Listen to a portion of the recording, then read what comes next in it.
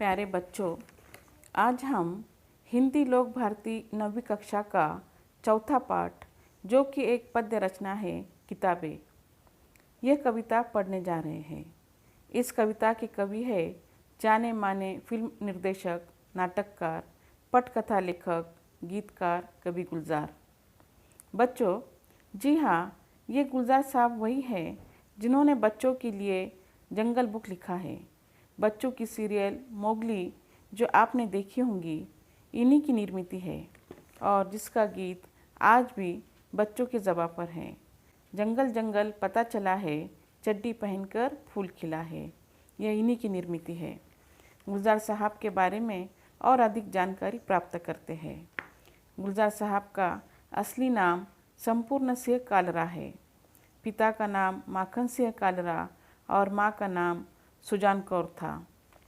संपूर्ण सिंह कालरा उर्फ गुलजार का जन्म 18 अगस्त 1936 में दीना, झेलम ज़िला, पंजाब में हुआ था, जो कि अब यह पाकिस्तान में है।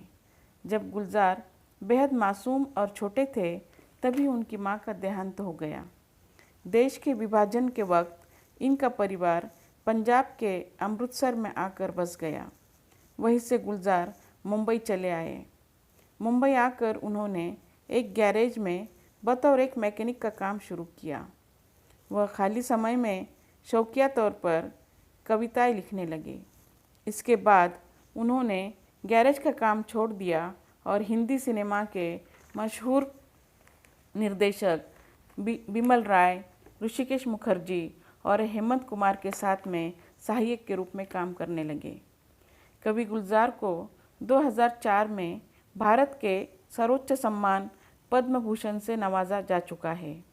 इसके अलावा इन्हें 2009 में डैनी बॉयल निर्देशित फिल्म स्लम डॉग मिलियनेयर में उनके द्वारा लिखित गीत जय हो के लिए भी सर्वश्रेष्ठ गीत का ऑस्कर पुरस्कार प्राप्त हो चुका है।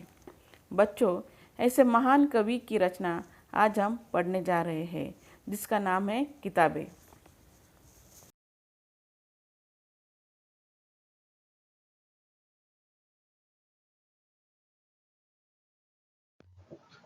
बच्चों, आप देख रहे हैं कि किताबों से भरी अलमारियां, और आप इधर देख रहे हो कंप्यूटर। तो अब मुझे बताओ, आज के ज़माने में आप अलमारी से किताबें निकाल कर पढ़ना पसंद करोगे या कंप्यूटर के सामने बैठकर दुनिया भर की जानकारी प्राप्त करना पसंद करोगे? जवाब सीधा सा है, आपका हो या मेरा, कंप्यूटर का ही उपयोग अधिक से अधिक करेंगे। तो अब इन बेचारे किताबों का क्या, जो बंद अलमारी से बाहर निकलना चाहती है, हमसे कुछ कहना चाहती है, उनके और हमारे बीच की दूरी को खत्म करना चाहती है।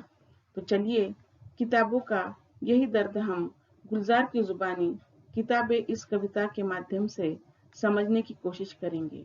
तो आइए चलते हैं किताबें इस कविता की ओर।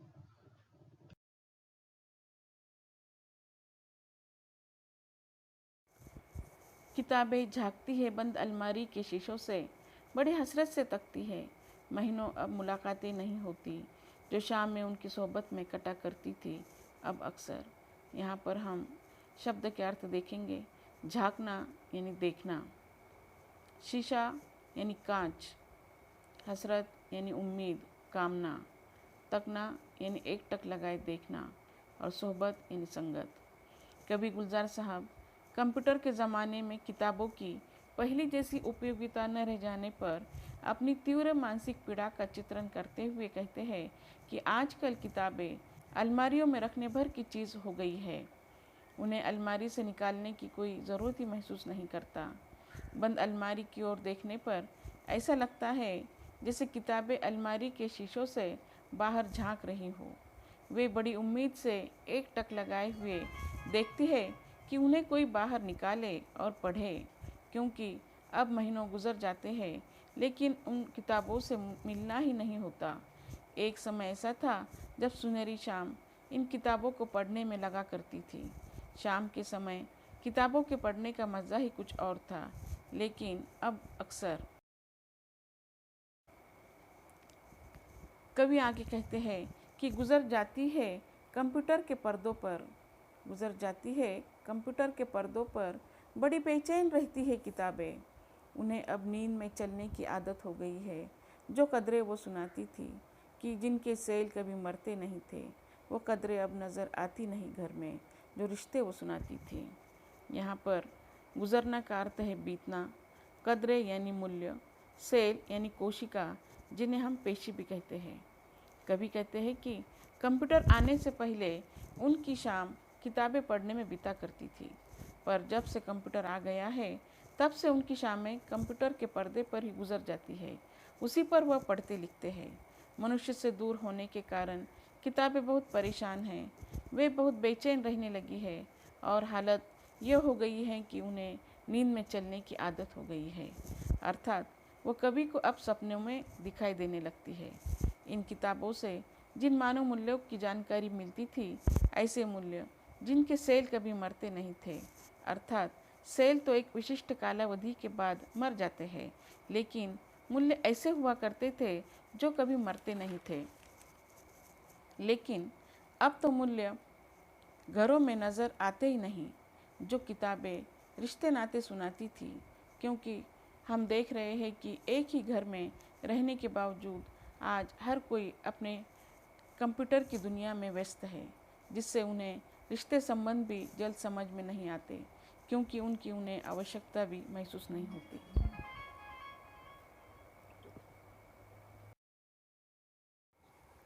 वह सारे उधड़े उधड़े हैं। कोई सफ़ा पलटता है तो एक सिसकी निकलती है। कई लफ्ज़ों के मायने गिर पड़े हैं। बिना पत्तों के सूखे टुंड लगते हैं वो सब अल्फाज, जिन पर अब कोई मानी नहीं उगते। उधड़ना यानी सिलाई टूटना, सफ़ा यानी पन्ना, सिसकी यानी धीरे धीरे रोने की आवाज़, लफ्ज़ यानी शब्द, मानी यानी अर्थ, टुंड यानी ऐसा वृक्ष जिसके पत्ते और टहनियाँ सूख गई है। अल्फाज ये शब्द लफ्ज़ का अनेक वचन रूप है। कवि यहाँ पर किताबों की प्रशंसा करते हुए कहते हैं कि ये किताबें ऐसे रिश्ते सुनाया करती थी कि जो अब उधड़ से गए हैं, टूट से गए हैं, और किताबों की हालत भी बिल्कुल वैसी हो चुकी है कि जब वो सफ़ा पलटते हैं तो उनके गले से एक सिसकी निकलती है और उनकी हालत देखकर उन्हें रोना आता है। इन पन्नों से कई शब्दों के अर्थ फटकर गिर पड़े हैं। बिना अर्थ वाले शब्द ऐसे दिखाई दे रहे हैं जैसे वह बिना पत्तियों वाला कोई ऐसा वृक्ष हो जिस पर अब कोई अर्थ उगने ही वाला नहीं है। जुबान पर जो जायका आता था सफ़ा पलटने का, अब उंगली क्लिक करने से बस झपकी गुजरती है। बहुत कुछ तय बतई खुलता चला जाता है पर्दे पर। किताबों से जो जाती राब्ता था कट गया है।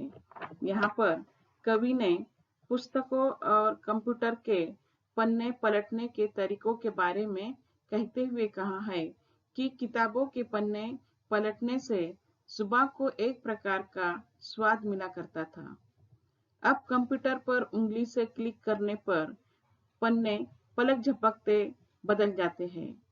पर्दे पर मन चाहे ढंग से एक के बाद एक कोई भी पन्ना हम खोल सकते हैं। इसके कारण लोगों का किताबों से बना हुआ निजी संपर्क अब टूट सा गया है।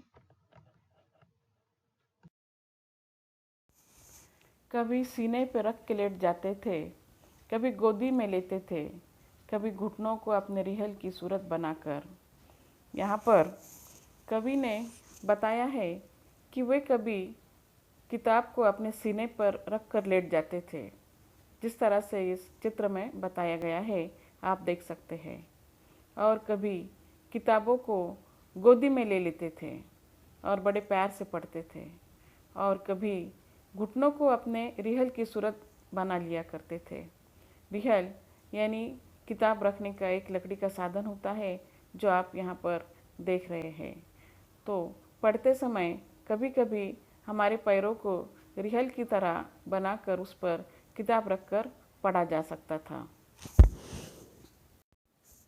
नीम सजदे में पढ़ा करते थे, छूते थे जबी से, वो सारा इल्म तो मिलता रहेगा आइंदा भी। नीम सजदा यानी आधा सजदा। नीम का अर्थ है आधा और सजदा यानी माथा टेकना।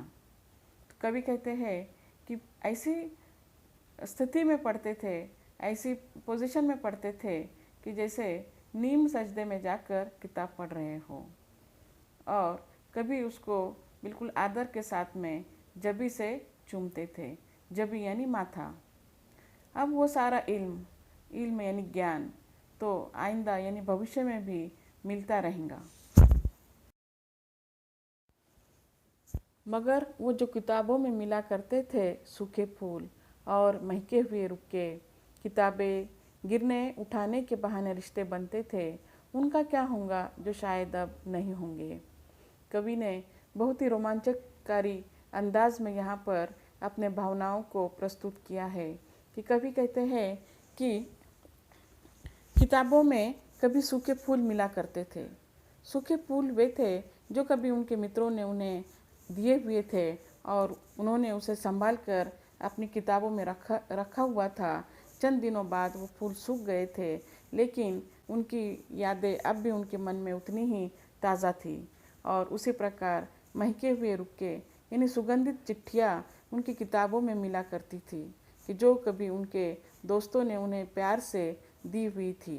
उसमें प्यार भरे संदेश हुआ करते थे, लेकिन अब वो सब बातें नहीं रही। उसी प्रकार आगे कवि कहते हैं कि इन्हीं किताबों के गिरने के बाद उसे उठाने के लिए कोई आ जाता था तो उनमें एक गहरे रिश्ते बन जाते थे और ये रिश्ते ज़िंदगी भर निभाए जाते थे। लेकिन अब उन किताबों का उपयोग ही नहीं रहा, तो अब इन रिश्तों का क्या होगा। एक बड़ा प्रश्न चिन्ह उनके सामने आ खड़ा है कि वो रिश्ते जो शायद अब कभी नहीं होंगे।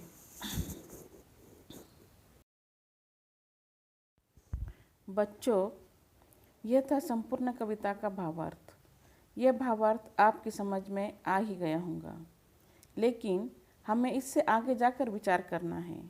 तो इसके लिए आप एक काम करेंगे। सफदर हाशमी की लिखी कविता किताबें हमसे कुछ कहना चाहती है और अरुण देव द्वारा लिखित किताबें यह कविता अवश्य पढ़े और उसे समझने की कोशिश करें। धन्यवाद।